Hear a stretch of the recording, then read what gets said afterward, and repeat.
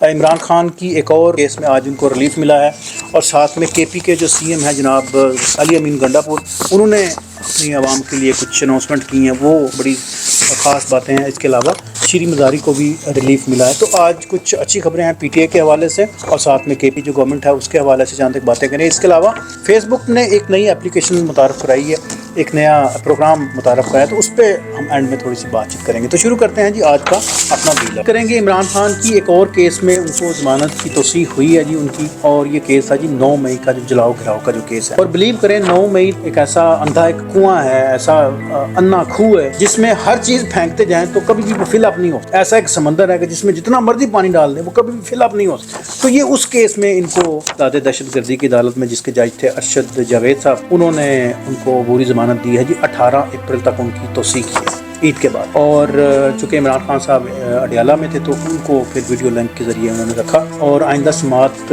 کے لیے ان کے جو وکیل ہیں سلمان صفدر کو انہوں نے کہا ہے کہ آپ دلائل کی اپنی تیاری کیجیے تاکہ اس کیس کو آگے لے کے جائے گا۔ بوگس کیس ہے، 100% بوگس کیس ہے، اس پہ اب کیا لمبی بات چیت کرنی ہے، ٹائم چونکہ وقت کی کمی ہے، تو 100% بے بنیاد کیس ہے۔ ایک ایسی بلڈنگ ہے جس کی ٹانگیں ہی نہیں ہے، ایک ایسا ٹیبل ہے جس کی ٹانگیں نہیں ہے، ایک ایسی گاڑی ہے جس کے ٹائر ہی نہیں ہے۔ یہ کوئی عجیب اور 100% یہ بوگس کیس ہے، کوئی اس کی صداقت نہیں ہے، 100% یہ ایک ڈیزائنڈ کیس ہے جی۔ کل کے ویلاگ میں نے آپ کو بتایا تھا کہ سائفر کا کیس بالکل اپنے اختتامی مراحل پہ پہنچ چکا ہے، اور مجھے بڑی امید تھی کہ آج اس کا فیصلہ آ جائے گا، لیکن انفارچونیٹلی آج وہ فیصلہ نہیں آ سکا۔ اس کی جو اگلی پیشی انہوں نے رکھی ہے وہ ہے جی 16 اپریل کو میں 100% شیور ہوں کہ یہ اس کی آخری سماعت ہوگی۔ آج جو اس کے جو وکیل تھے جناب سلمان صفدر صاحب نے جب دلائل دینے کے بعد جب آئے تو انہوں نے بتایا کہ جی کیس ہماری طرف سے ہم نے تو 110% گورنمنٹ کو ڈیلیور کر دیا ہے، تو ہمیں نہیں لگتا کہ اس میں ہم نے کوئی اپنے دلائل کوئی رہ گئے ہیں باقی۔ اور انہوں نے یہ بھی بتایا کہ جی یہ بالکل کیس کو آپ یوں سمجھیے کہ یہ کیس دفن ہو چکا ہے، زمین بوس ہو چکا ہے، ایسا کیس ہے، ایسی بلڈنگ ہے جس کی کوئی پلر نہیں ہے، کوئی بنیاد نہیں ہے نیچے رہ گئی، تو یہ ایک دم گر جائے گی نیچے۔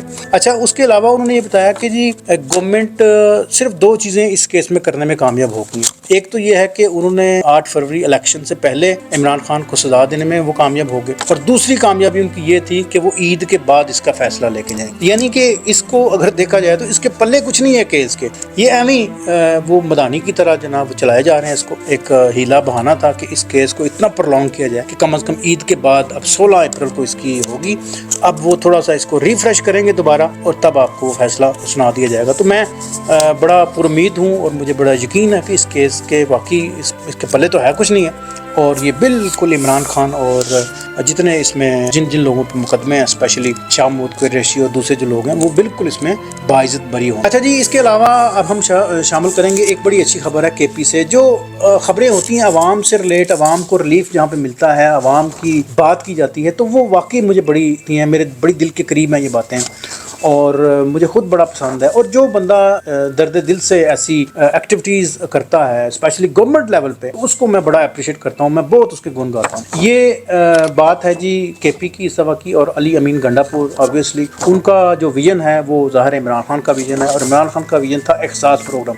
آپ کو یاد ہوگا کہ پاکستان کا جو سب سے بہترین جو پروگرام تھا وہ احساس پروگرام تھا، اس کے علاوہ صحت کارڈ تھا، اس کے علاوہ کوئی بھوکا نہ سوئے، تو اس طرح کے بہت سے ان کے کارنامے تھے جو آج بھی لوگ ان کو یاد رکھتے ہیں۔ تو اس کی سمجھ لے کہ رپیٹ وہ ٹنیور اب ہو رہا ہے کے پی میں، وہی چیزیں اب دوبارہ وہ علی امین گنڈا پور صاحب لاگو کر رہے ہیں، لائک صحت کارڈ وہاں پہ دوبارہ بحال ہو گیا ہے، اور ساتھ میں اب یہ جو میں آپ کو خبر دینے لگا ہوں یہ بڑی مزے کی خبر ہے، عید کا پیکج انہوں نے اناؤنس کیا ہے، اور 10,000 عیدی ملے گی ہر حلقے میں سے 1,000 جو مستحقین ہیں کے پی میں، ہر حلقے میں سے 10,000 روپے کی اماؤنٹ ملے گی 1,000 بندے کو ہر حلقے میں۔ اور اس کے جو مشیر خزانہ ہے جناب مزمل اسلم نے، انہوں نے اس کی پوری تیاری کی ہے، اور انہوں نے آج اناؤنس بھی کیا کہ 1.15 ارب روپے کی سبسڈی اس میں رکھی گئی ہے، جو 5 لاکھ افراد تک یہ اماؤنٹ جو ہے نا وہ منتقل ہوں گی۔ تو یہ بڑی اچھی خبر ہے، مجھے बड़ी पसंद है जी। इसके अलावा एक और मैं बात बता चलूं कि पुलिस के, हमारी जो पुलिस है, पुलिस के जो शहदा हैं, उनके लिए भी उन्होंने एक पैकेज रखा है कि 2050 ऐसे